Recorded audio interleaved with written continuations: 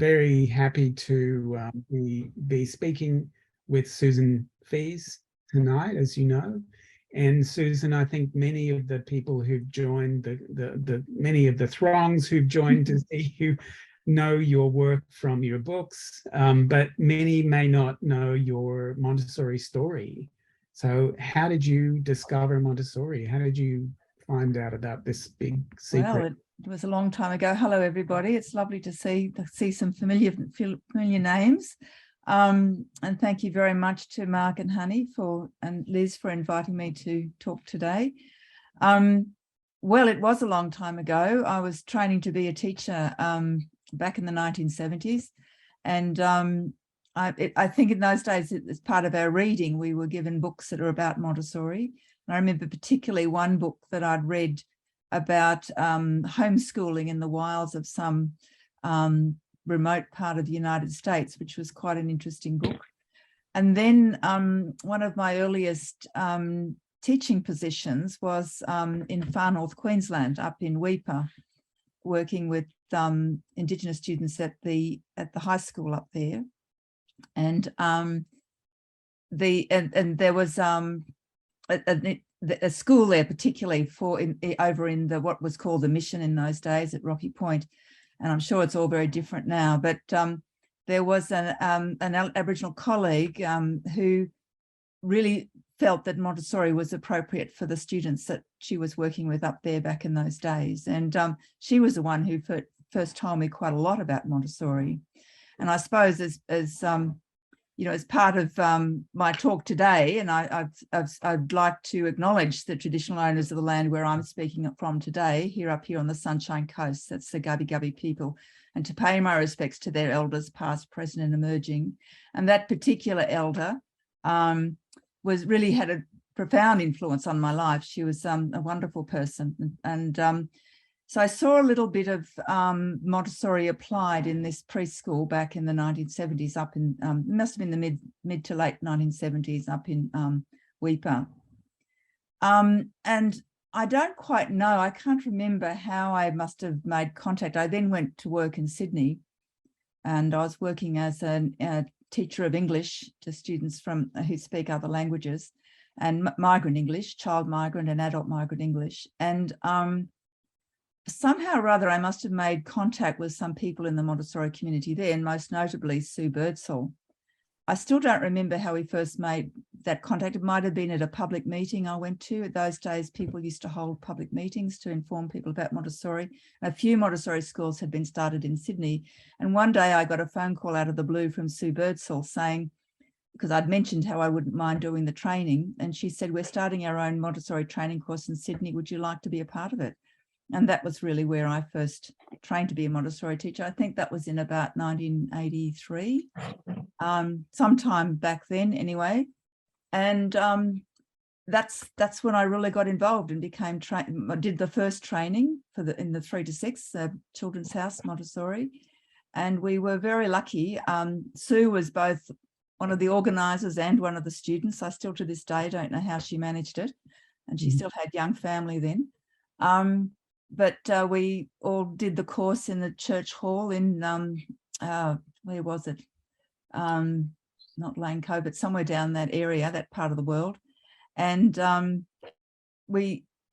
trainer was Elizabeth Hall from the United States. And I think if there's anything that I think is really important about your first encounter with Montessori and Montessori training, it's that initial trainer. And she was absolutely inspiring. Fortunately, she's no longer with us, but I, to this day, can't believe my luck to think that she was the first person who introduced me to Montessori education. It was the most inspiring course I've ever done. And like most people in that course at the time, I'd be studying, going to the lectures at Longueville. It was the Longueville Church Hall, going to lectures during the day and trying to write albums. And then I used to work as an English language teacher in adult migrant education at night out at Parramatta. So it's a lot of driving and a lot of work, but a bit younger in those days. So you sort of managed to fit more into your life more effectively, I think, a bit more energy. And at the end of that course, and during that course, I was lucky enough to meet Pat Hilson and a lot of other really wonderful Montessorians Fiona being one of them. I can see Fiona there. I did one of my pracs in Fiona's classroom in that first Montessori course back in the day. And I think at the end of that course, and I must have, because I just finished a degree in primary education, and I think Pat had mentioned to me that you could study 6 to 12, Montessori 6 to 12 in Italy, where she had done her 6 to 12 training. And that was then how I got interested. In the next year, I actually went to Italy, to Bergamo, and did the 6 to 12 training in Bergamo. So it was sort of sudden when it started, and a very intense couple of years, 2 or 3 years of training to be a Montessori teacher. And from then on, my interest has been 6 to 12, particularly 6 to 9. Although I've always kept a lot of interest in the early years. And do you have a favorite level? Beg your pardon? Do you have a level that you enjoyed teaching? Well, I do. I love teaching 6 to 9. Yeah, that's really my favorite, I suppose. But that's also where I feel I gained the most experience and the most expertise. I mean, I did a little bit of work in 3 to 6, mostly doing locums and relief teaching for people. And I have never taught 9 to 12. I've dropped into 9 to 12 classrooms, but where most of my experience and expertise lies in 6 to 9. That's a wonderful age.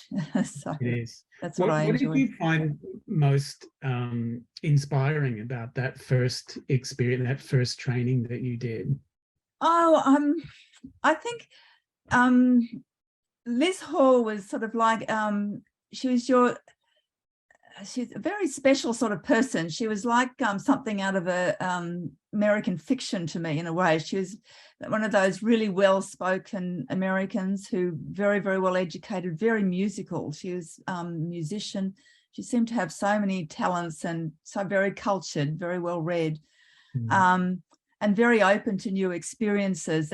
But she'd also worked in some really interesting places in the United States, in some very difficult places. And all her presentations, as we were learning the different, she'd often have an anecdote about what happened when she was working with that particular material with different children, with particular children, and not always easy. And she also told us about some of the disasters that happened to her. She was quite open about the fact that it was not going to be all sweetness and light, but she always made it sound very funny and made herself the butt of the joke, really. But she was obviously incredibly talented. I mean, I would have loved to have been an observer in a Montessori class that she was leading. And but I think it was that she was just very inspiring. And also I'd just spent, several years as a young teacher, and all the challenges of working in difficult teaching settings. And I really felt we needed another way to approach the way we were working with children.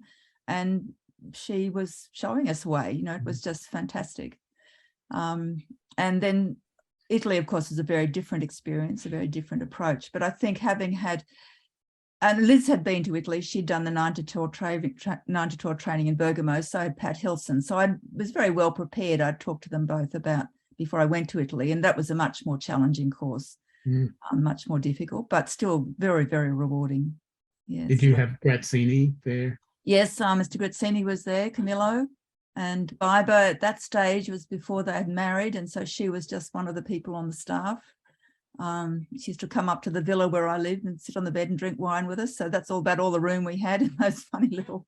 I shared the downstairs flat of a villa in Bergamo with a girl from South Africa, and the woman who owned the villa had actually done Maria Montessori's last training course in 1952. So that was pretty amazing to talk to her about her experiences and showing us some of the materials she had made.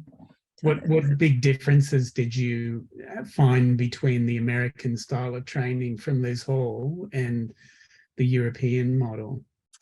I tend to think, and I've since been to workshops and things with other American trainers, I tend to feel, and look, I don't know, because I haven't had, this is where probably people like Amy, who've had much broader experience around the world, but I tend to felt that Liz was much more influenced perhaps with the European approach. I didn't feel a big disconnect between doing the 3 to 6 with Liz Hall and then going to Italy. And I think because that's where a lot of her training had been done.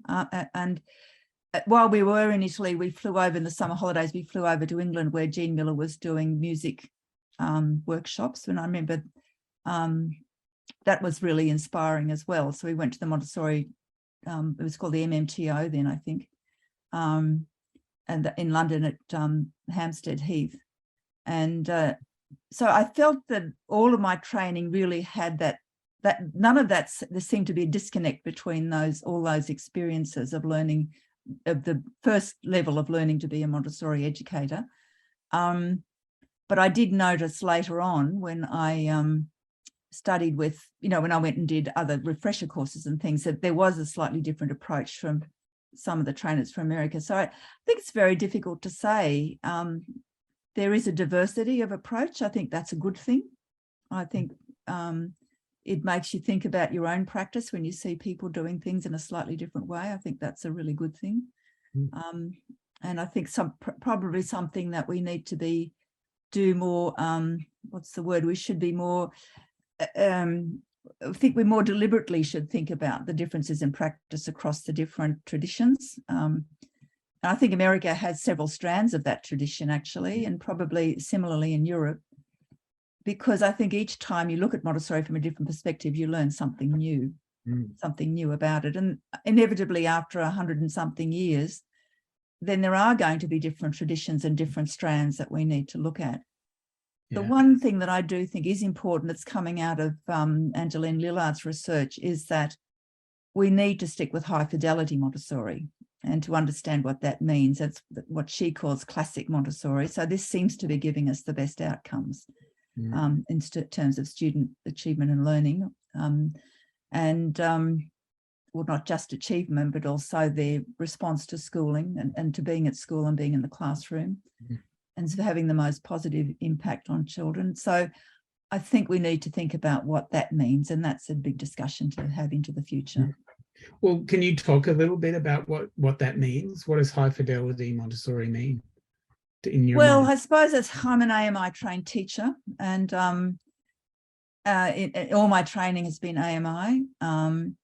And I think that AMI seems to have the bulk of Montessori's writing and what she wrote about and what she was thinking, and so that's where the AMI trainers are able to share, I suppose, from the source, if you like. I mean, I don't want to make it sound like everything Montessori wrote can't be challenged at times, but certainly what I've found most useful, because since I have, in most recent years, I've been doing a bit of research and going back and reading early Montessori writing, I do think you've got to be really conscious of that the original insights that she had from her the first work she did with children, and also the provenance of what she was doing, going back to the people she was reading about and the work, her prototypes and her models, to really understand the insights that she had and to see how she's influenced other educators.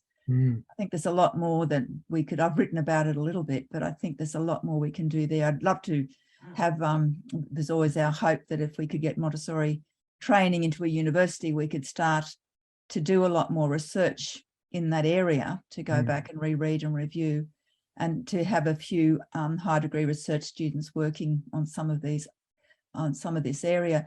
There is a group of scholars. I've just written a chapter for a Montessori handbook that they've published in America. But again, I've noticed there is a little bit of difference opinion across that particular group of writers, and then some of the people probably I'd be more inclined to work with. But I haven't quite worked out where those fault lines lie yet. And I think I'd like to explore it more from a point of interest than to see why that has emerged. I mean, there's a lot of history, I think, to be recorded and to understand around this sort of thing. But certainly, I think the training we get through, because it is monitored by the pedagogical committee at AMI, I think we come pretty close to being able to deliver high fidelity Montessori if we're given the mentoring and the support. I think teachers coming out of Montessori training, and probably all the trainings, just the opportunity for mentoring and support is not really there.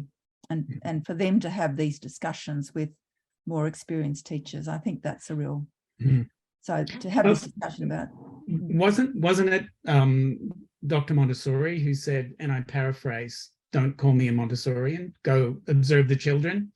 Well, yes, he said, I think the way she put it, the metaphor she used is that people are always looking at her and not looking at what she's looking at.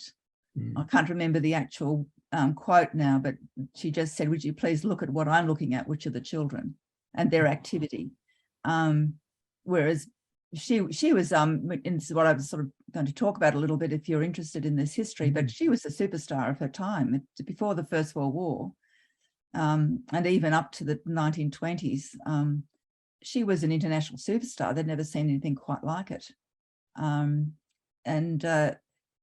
She got very tired of people, I think. I mean, from what you can see from what she was writing, I think she quite liked the attention, but I think she was quite an extroverted person. But and I'm sure she wasn't an easy person.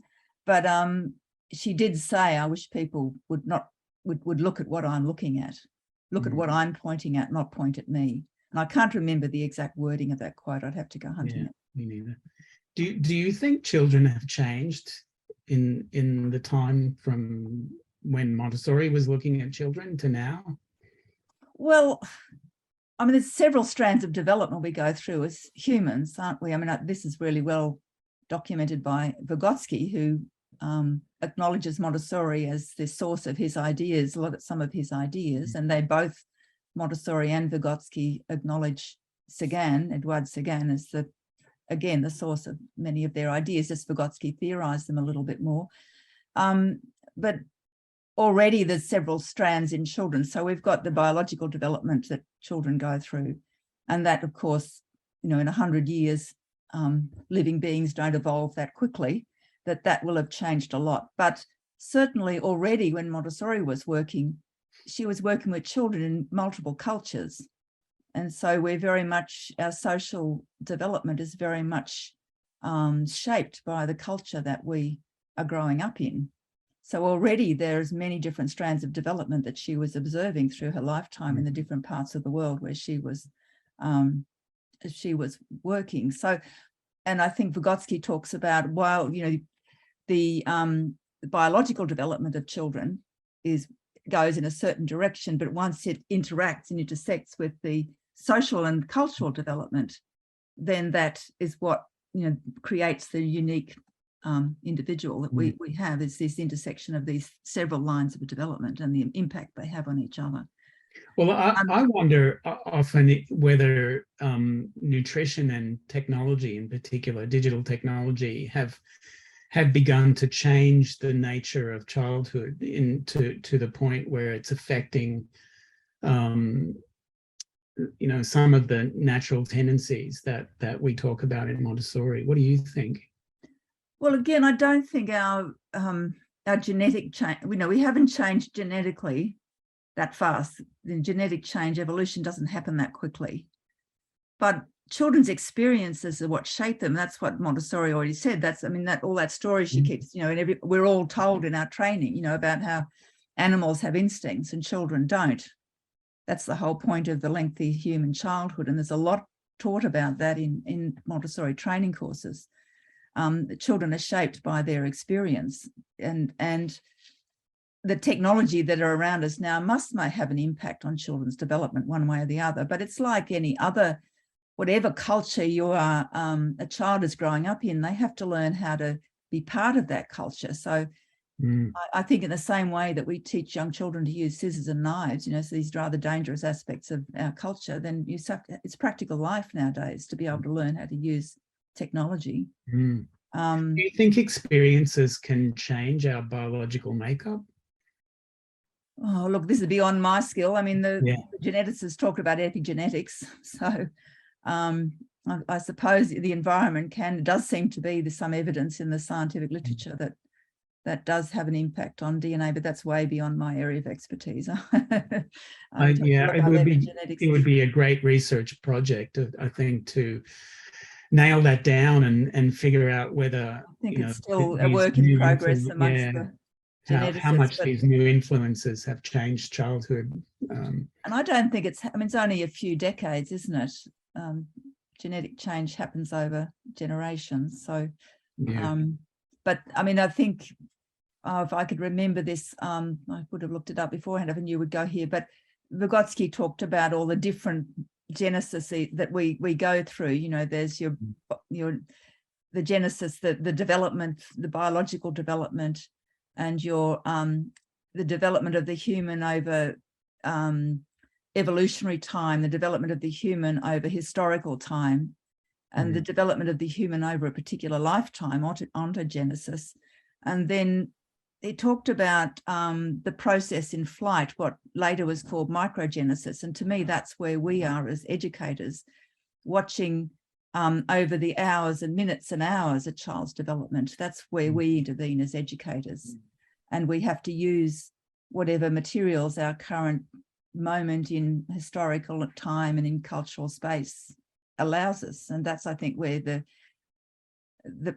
practical life and the recognition of culture in Montessori classrooms and the incorporation of culture in Montessori classrooms is so inspired, because you can put a Montessori classroom in all sorts of cultural settings and it's still appropriate to the families and the community in which it's been located, as long as the teacher is sensitive to that, knowledgeable about that. Yeah. Now, at some point you made the transition to academia. Can you tell us how that happened? Well, I've sort of in my career, I've sort of oscillated between my work as a Montessori teacher and my work as an English language and literacy teacher. And at one point I'd gone back to teaching migrant English in adult and child migrant English. And about that time, must have been the early 90s, I think, I encountered some work that was happening at the University of Sydney with their first chair professor of linguistics, Michael Halliday. And I just found that absolutely riveting. And that's when I did a master's degree in language education, and first trained to be an educational linguist. And out of that experience, I ended up, that's when I started having some experience with publishing and the sort of writing that I was able to bring to Montessori later on. And at one point in the early 2000s, I spent a year in Hong Kong building websites actually for teachers of English in Hong Kong with colleagues who also worked in the same field of linguistics, which was quite amazing. And at one point, one of the other professors of linguistics at the University of Sydney, we were working in disadvantaged schools program in inner Sydney. And it was about that time, wasn't long before then, that people thought that there wasn't much use teaching grammar to kids. There wasn't much value in it because they couldn't see that it was making a difference to children's language outcomes. And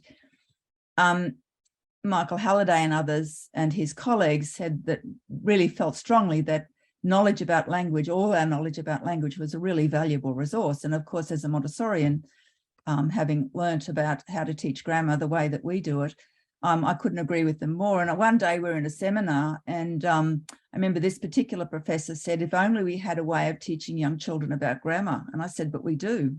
Mm-hmm. And started to tell about how we do it in Montessori. And he said, you've got to write that up in a thesis.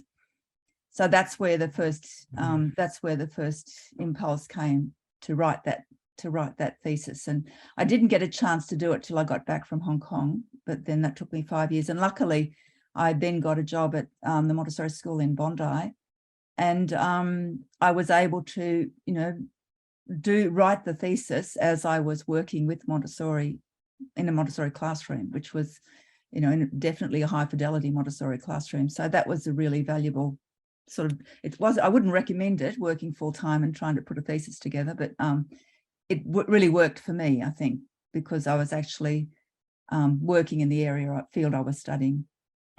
So, and that's where it was out of that, again, that book that we were just talking about, Montessori in Early Childhood. I think a colleague of mine said, oh, there's a publisher here that's commissioning editor from Sage Publications is at Sydney University. They're looking for someone to write something about Montessori. And they introduced us, and that's where that came from. So that is sort of, that's once you're in the field and people know what you're doing, you do tend to get more. But then, I mean, I then kept going. I had to come back closer to Queensland for family reasons. One of my parents wasn't very well, and that's when I got a job at the University of New England, which meant that I was closer to family. And I spent the last 10, 15 years there. Well, your early childhood book has been very popular over a long time. And you're also known for your work on the history of Montessori in Australia. Can you tell us some about that work? Well, yes, and I think that's and I wasn't sure whether it was appropriate for this talk, but I was just telling Mark I've put some slides together about that. I think what I think is really interesting about that history is it tells us that the more things change, the more they stay the same, to quote that. But I think what a lot of people don't know is that Australia was a really early adopter of Montessori. And I think in any other culture, we would be honouring those women, and they were mostly women with one notable exception, honouring those women and their bravery and the sort of their pioneering work, and we just have forgotten about them. So that's why I was really pleased to be able to write about them. And one of those serendipitous things, of the 2 women, there were 5 women in the first, 5 Australians in the first Montessori training course in 1913. And extraordinarily, when I was working with the Adult Migrant English Service, one of the director of that service, my boss at the time, it turned out that her great aunts were 2 of those women. So I was able to speak to her at length about, she remembered her great aunts. And so I was able to sort of have that almost personal contact with those 2 women, which was really quite something when I was researching the book, and found out a lot more about them. And I think what we don't know is just how intertwined the Sydney Kindergarten Teachers College and the Frobelian, a lot of the early Frobelians became Montessorians, and how all of that was really intertwined back at the early part of the century when Montessori herself was still trying to work out what she was doing. And the school that was started by Martha Simpson at Blackfriars in Chippendale, anybody in Sydney would know that beautiful building that's now part of, I think it's Notre Dame University now, have taken it over. I'm not sure. It used to be part of the Department of Education. But in those classrooms, and we've got lots of photographs of those classrooms that I found years ago in this big repository they used to have. They're all on glass negatives, which I believe have all been smashed nowadays, but they don't store them, but they've all been digitized. So at least we've got them in digital form. Of these Montessori classrooms back in 1912, 1913. So she started her classroom before, just from reading the Montessori method. As soon as she got the book, she tried to build a Montessori classroom. And Maria Montessori actually had her at the 1913, Miss Simpson at the 1913 training course, talking about her classroom as a practical example of Montessori in practice. So, and there was a period when, and I can't remember exactly the names of the people here, but there were people, I'd have to go back and find them all, but one of the people who visited at that first course was Dorothea McKellar's father, with Dorothea McKellar in tow. And because he was leading bureaucrat, I think we described him at the time, and a doctor, he was a doctor, working with children who, in those days, I don't know, I think they call them deficient children, would say had intellectual and physical disabilities. And of course, he was very interested in Maria Montessori's work because that's where her work started. And they actually were visiting at that particular time of that course. And I think one of the most beautiful descriptions of a Montessori classroom I've ever read was written by Dorothea McKellar. And I think I put the whole description in the book. I hope I did. So there's a lot of those kinds of history that we've forgotten that I put into that book, because it really, when I found it, I was absolutely astounded. There was a historian at the University of Sydney, sadly who's now died, called Bob Peterson. He'd captured some of this in the 1970s. So it wasn't there was a link. I think if he hadn't captured some of this, we would have lost it completely. But there were 5 women. One of them was Harriet Barton, and she became Montessori's personal secretary. She and Montessori got on very well. She was multilingual. She spoke several languages. Her ancestors had been German immigrants to South Australia, and she could speak German and French fluently. And she then lived in, I think, Maryborough, somewhere like that in Queensland for a while, because her father taught at that school. But she sadly, very sadly, in 1920 died of breast cancer. So nobody really knows, what that, with her working with Maria Montessori, what could have come out of that partnership. And another partnership with Maria Montessori was Lillian DeLissa, who some of you may have heard of, a South Australian.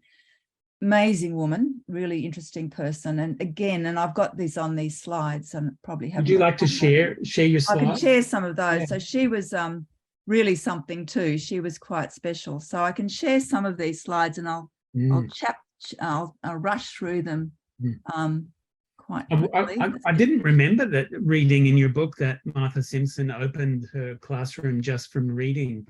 Yes, no, she had the classroom up and running before. Now, is that going to share? Can you see that? Yes. That's the first slide, yeah. She had the classroom up and running in 1912, just from reading the book.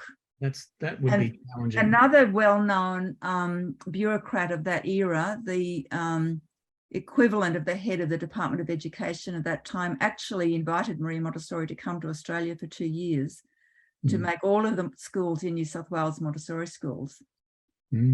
But of course, the First World War intervened, and then things changed just so dramatically. But Bob Peterson, who was this historian at the University of Sydney, he remembers being at Woollahra Demonstration School using Montessori materials as a child. So he'd probably be now a man in his 90s, I'd say. So that was between the wars. So he remembered having Montessori classrooms at the Woollahra Dem School, Montessori materials at the Woollahra Dem School.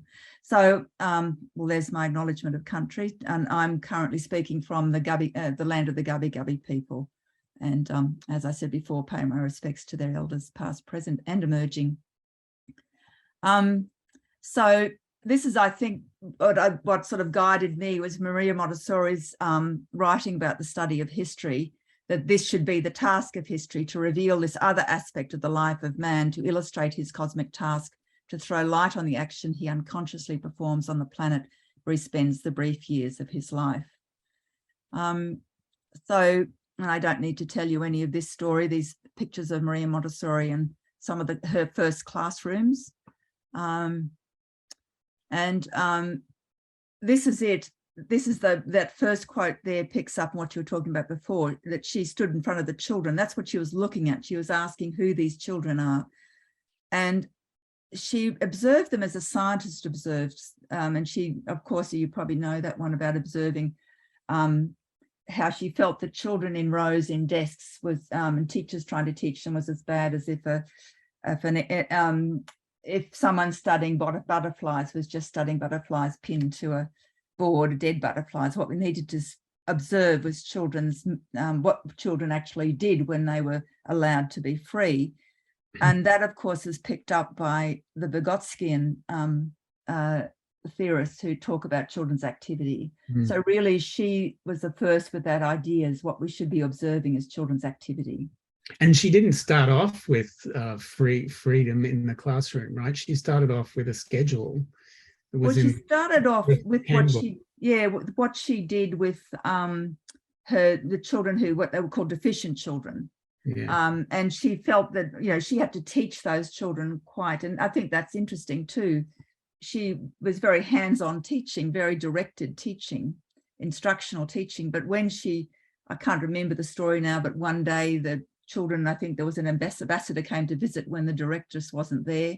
The children went into the classroom, chose their own work, became completely independent. And independence is what was absolutely her goal, not only with the deficient children, as she called them, as well as for the other kids. And when she saw how independent the children could be when adults didn't, she said, well, that's what we're going to do. We're going to put everything on open shelves and let them choose. Well, there's a bit more to it than that, as Montessori teachers know.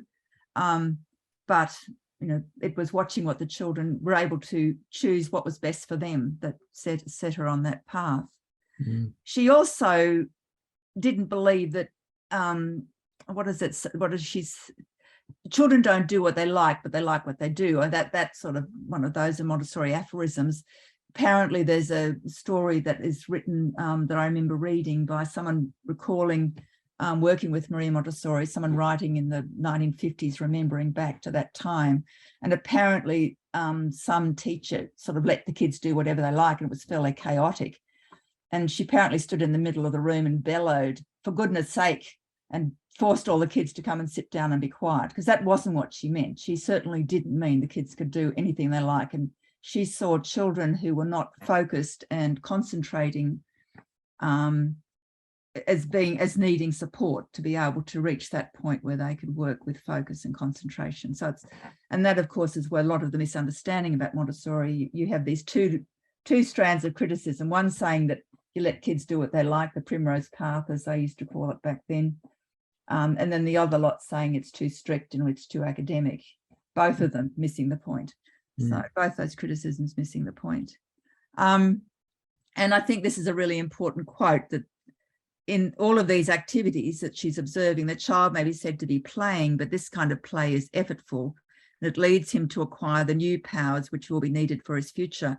And if you read contemporary literature about early childhood education, they're sort of suddenly getting to this point that it's a particular kind of play through which children learn. It's not just mindless the sort of play where children get a bit frustrated and lose the plot a bit and get a bit, you know, it's sort of almost distress themselves because they don't quite know what to do or what's the point of it.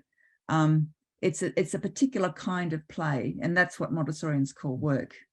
And I think there's a lot more we can do exploring what she means by this kind of play, particularly when contemporary early childhood now talks about play-based learning. What does it actually mean?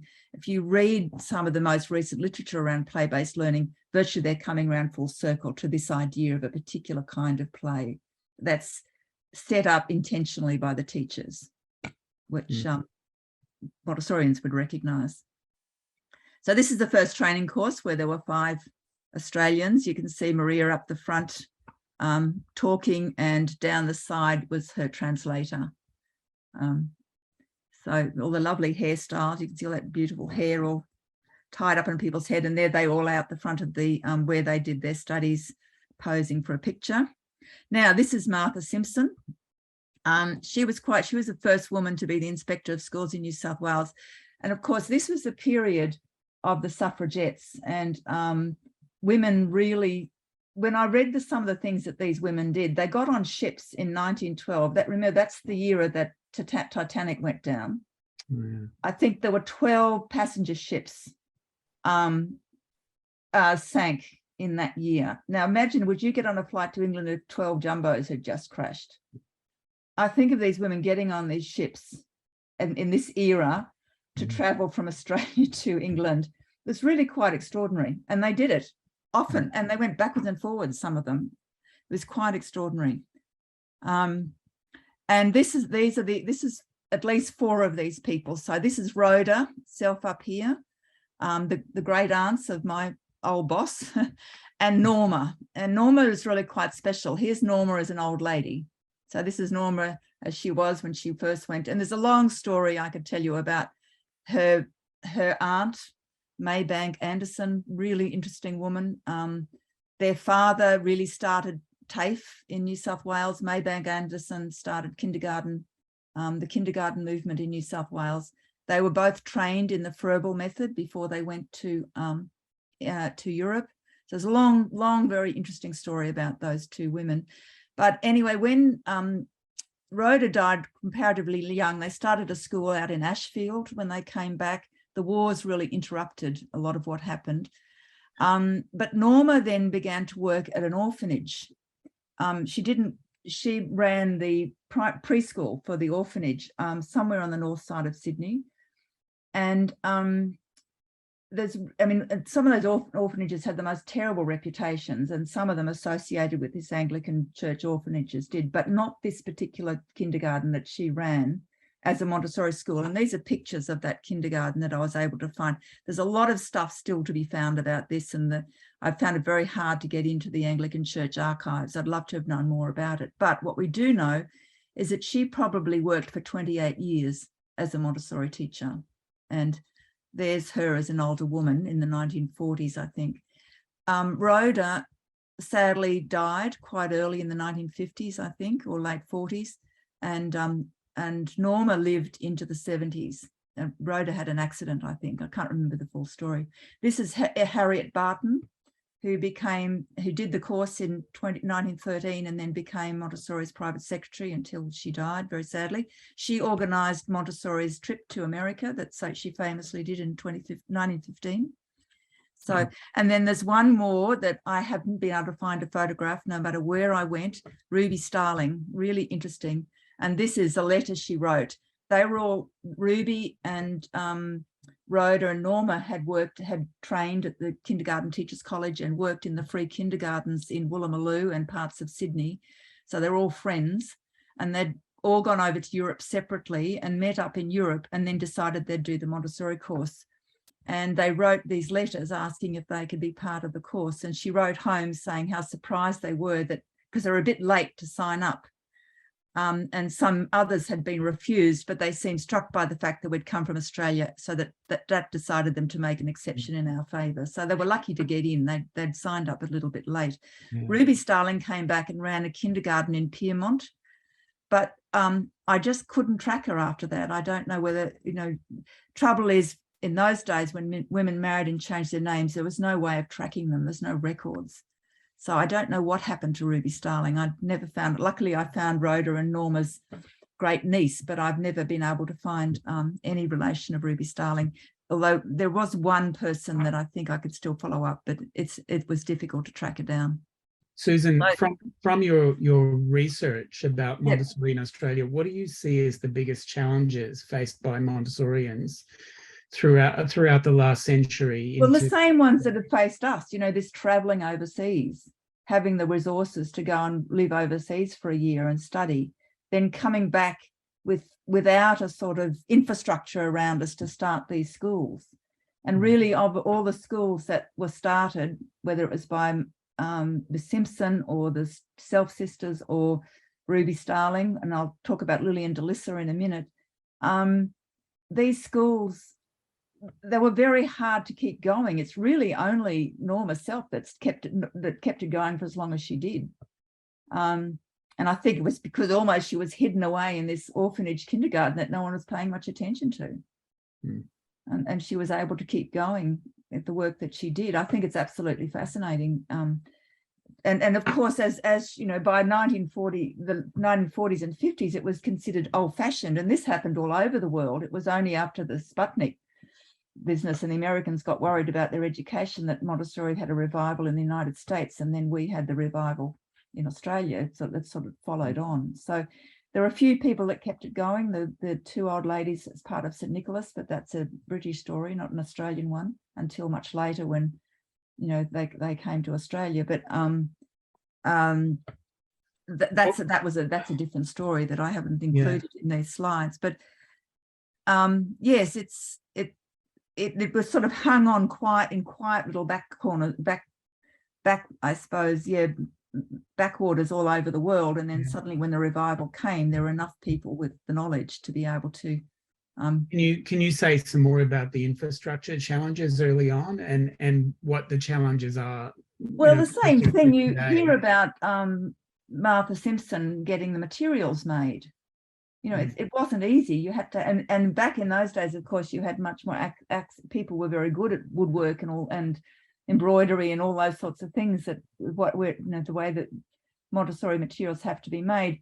If you go, and this is where I'm not sure where they've gone, but there's some still left in an archive at UNE, actually. Sydney Uni had some of the original Blackfriars materials, and I'm not sure where they've gone now. But they look really rough and ready to us. I've seen some of them. we're so used to precision now, but just getting those precise materials made was really, really difficult. And the precision really mattered, I think.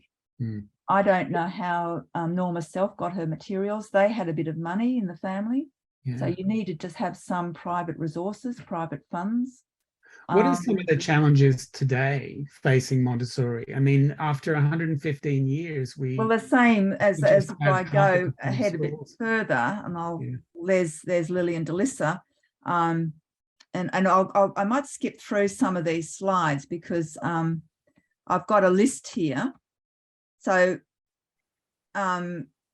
this to me is what all of them had in common. All of this group of women. They had these very single-minded, energetic personalities, a bit of charisma.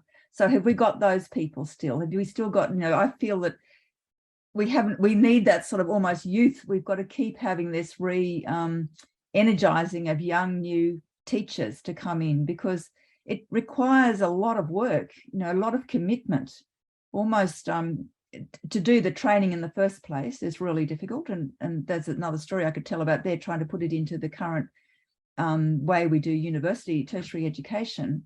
You realize that it's a lot more of a commitment than most people are willing to make these days, to actually get your albums made and to train to be a Montessori teacher. And it requires a lot of thought about how do we help teachers who, particularly the 9 to 12, probably the 6 to 12, probably.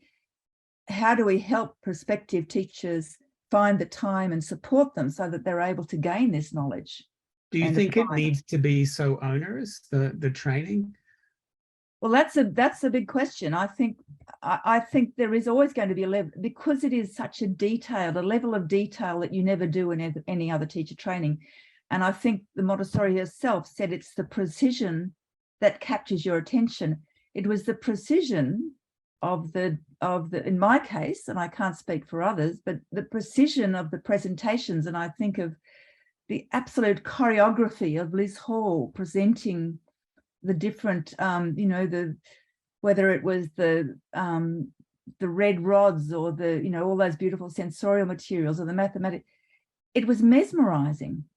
It was absolutely, so it's that precision that is what captures you and gives you the energy and the interest to keep going. But if we sort of bland it out and get rid of all that because it's too onerous, it won't be Montessori anymore. So I think that's a real dilemma. Yeah, but there are other professions that are very precision oriented as well. Absolutely. We don't have a shortage of surgeons or pilots or lawyers. What is it about Montessori that makes it so challenging? Well, it's teaching. I think that's exactly the argument. I mean, this is much broader than Montessori, but if you've been listening to the discussions on the news at the moment about teaching itself, it's an undervalued profession. Yeah. So, we've got that's shared across the teaching profession. It's female based. All of these people were women, with one exception of Bertram Hawker, but who I haven't mentioned here. But and I think they're a particular kind of women.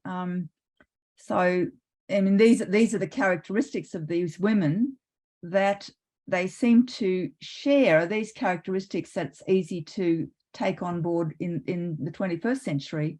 In 2022, I don't know. But there is this, I think the final one, the commitment to teacher education, to supply the teachers need to realise their vision. That's the commitment we need at the moment. And I feel that's the commitment we've lost. I mean, certainly in Australia, without these highly trained teachers. So there's two levels of that. There's the first, the general culture in Australia of teachers not being very highly valued.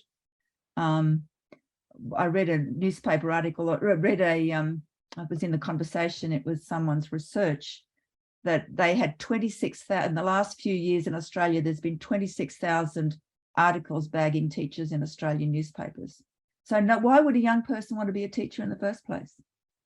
So that's the first thing. And then if you layer Montessori on top of that, that's even extra commitment. Now, I would argue that the inspiration you get from a Montessori training could well re-energize an interest in teaching. I've always felt that some of these burnt out, despairing teachers in the mainstream might find their commitment renewed. But we have a responsibility then, the community, to make sure their first experiences of working in a Montessori classroom are well supported. So it's not just the training, it's the mentoring they get when they first start teaching, because it is really hard.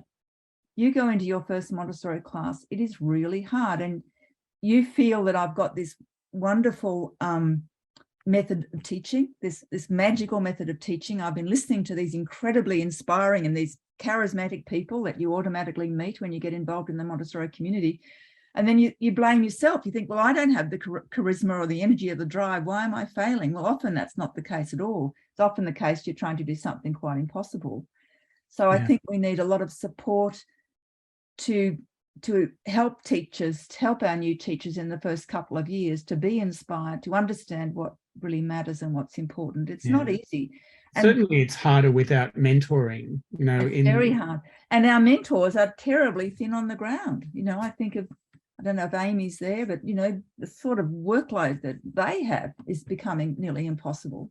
And as we become, those of us who did Montessori training in the 70s and 80s and 90s are all, you know, heading for retirement. So why do you think Montessori is not better known among parents?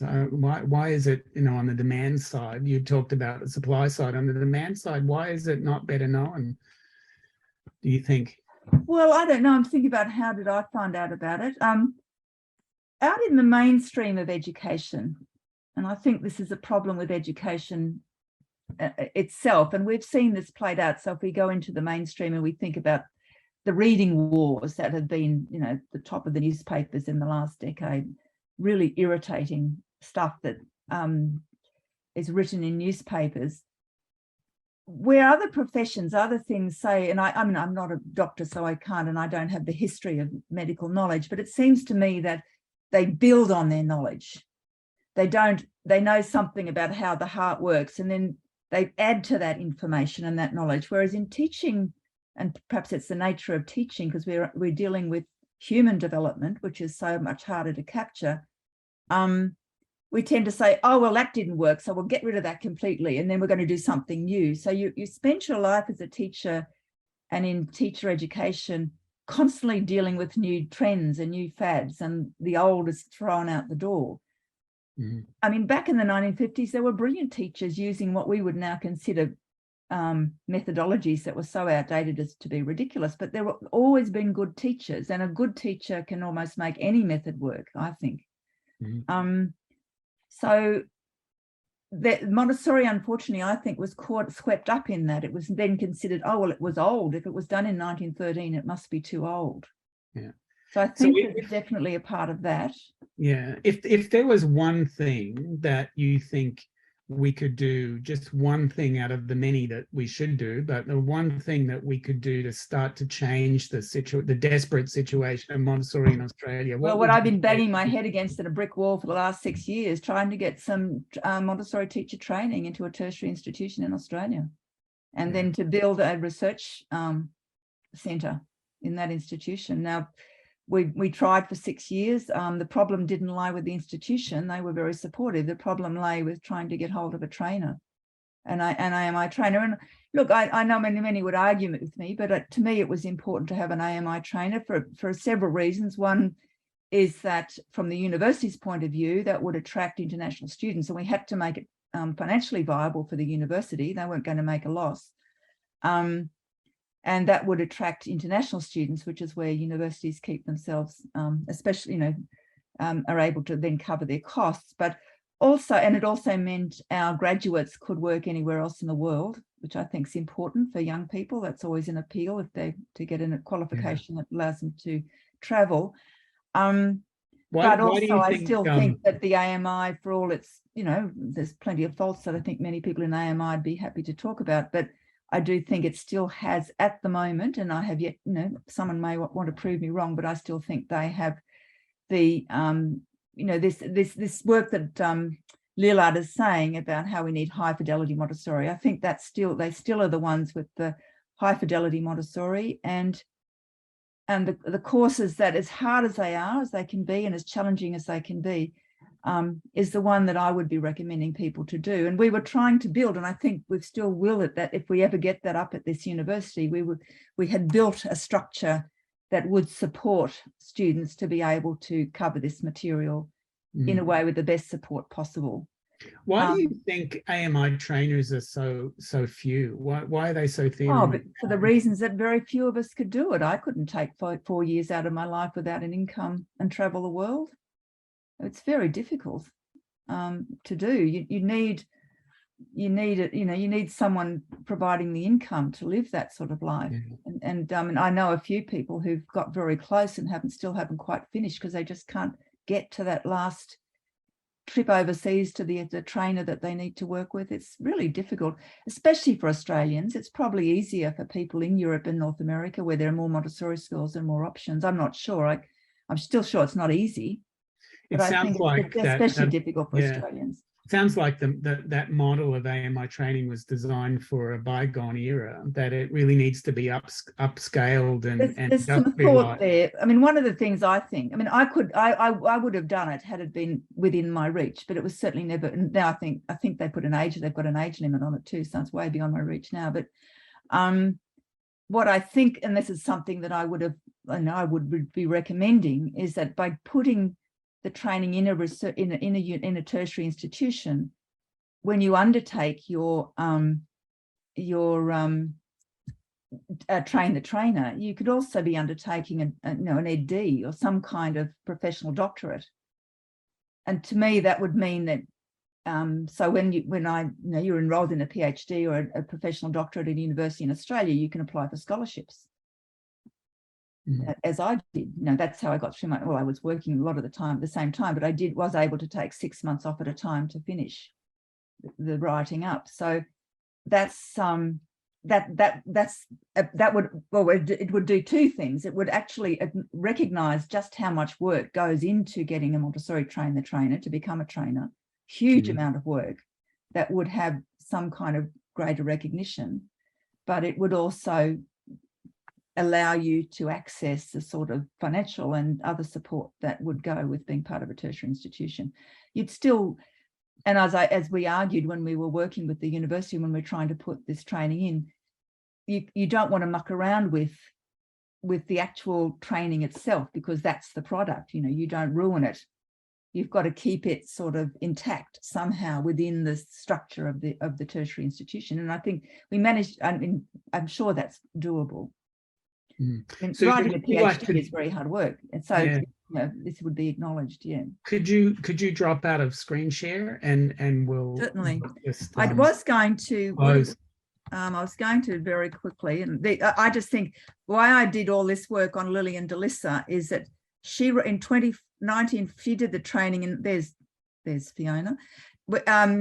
She did the training in 1914 in the second training. I would like to mention Muriel Matters, who was a South Australian suffragette. She tied herself to the grill, which in the Parliament in England, and used to fly around in balloons throwing out suffragette leaflets. But she's also as a trained Montessorian, really interesting person. And that was her Montessori classroom. And then Thelma McConnell in Queensland, who later started the Spastic Society, as it's now no longer called, was a trained Montessorian. That was her badge that her son allowed me to photograph, that she got from the Maria Montessori training that she did back in the day. And Sister Christine in Victoria in the 1950s. These are the people that kept that thread going through those sparse years when Montessori was really out of fashion. She was in Victorian schools. So this is what I have put in the last slide, the challenges faced by the early Australian Montessoris that are still in play in Australia today. So it's the issue of whether educators should be considered as professionals, both in training and working conditions. And as we've seen, that's the wider challenge we've got with thousands and thousands of teachers short in general in Australia. This, I think, is a huge challenge. How do we integrate the intellectual, theoretical and practical components when designing and implementing quality education? And that's particularly true for Montessori, I think. We've got there's a lot of an intellectual background behind the Montessori education. There's a lot of theory to learn, but it's extremely practical. And often one of those things can trip us up when we're trying to put all those threads together into something coherent. I think this is one of the reasons why we struggle at the status of work traditionally undertaken by women in terms of working conditions, salary, recognition, and professionalism. And when I was writing my thesis, I thought about all Montessori's contemporaries, Piaget, Vygotsky, and a whole lot of other really well-known people. They're all men. The women who we sort of know a little bit about, the Spalding, what was her first name? Rowena, I think. Spalding a little bit now with her spelling back in, but she studied in the 1920s. Steiner was another one. They're all famous. I'm sure there's an issue of gender going on here with Maria Montessori. And of course, Montessori teachers were largely women back in the day.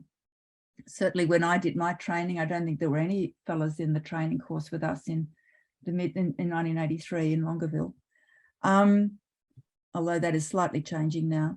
And then the issue of training enough teachers to deliver high fidelity Montessori education for Australian schools. That to me is the one thing we need to fix. And we're still going to have another go. The particular head of school who I was working with has retired at the end of that 6 years. I've still spoken to the university. They're waiting for the new head of school to be appointed at the beginning of next year, and I'll go and see that person. All of the structure of the degree, the Masters of Education in Montessori, is still there. It's still on the books. It's still recognised by the regulators, so we could still do it if we can get the trainer. But now we have to then start all over again. We have to start all over again with this new head of school to convince them that this might be a worthwhile thing to do for for that university, whether it's still something they want to do. So we've got to go back and start arguing all over again with a new person and new people. Yeah. But we can't do that now until the beginning of 2023. Yeah. And Susan, then the final thing, it seems to me, is we have to build a research base, an evidence base for Montessori education, because there's everywhere now you go, you have to demonstrate evidence that what your approach to education works.